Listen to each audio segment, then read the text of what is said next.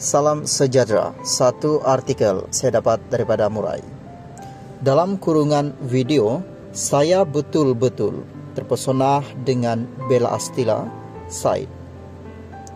Siapa yang tidak mengenali dengan pelakon dan penyanyi cantik satu ini, yaitu Bella Astila atau nama sebenarnya Dayang Ara Nabilah Awang Astila. Memulakan kerjanya sebagai penyanyi semasa masih kecil bersama-sama adiknya, Didi Astila yang dikenali sebagai anak-anak mutiara.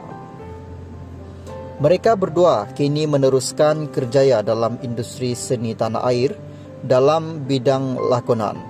Penyanyi kelahiran Sandakan Sabah ini telah dikurniakan 2 orang cahaya mata dengan perkawinan terdahulu bersama bekas suaminya iaitu Alif Aziz.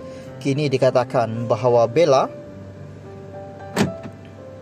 Astila sedang hangat bercinta dengan pemengaruh dan ahli politik iaitu Said Siddiq.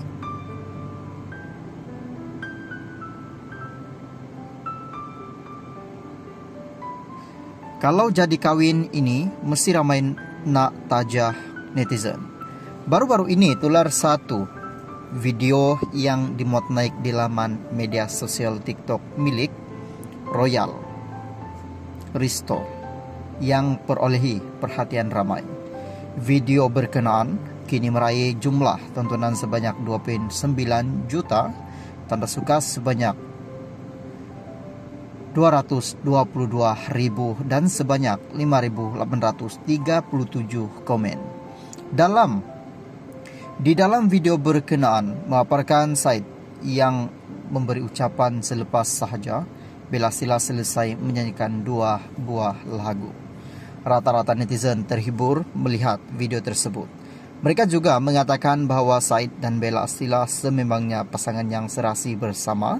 Tambah mereka lagi, sekiranya jadi kahwin pasti ramai yang berebut untuk menajah perkawinan mereka.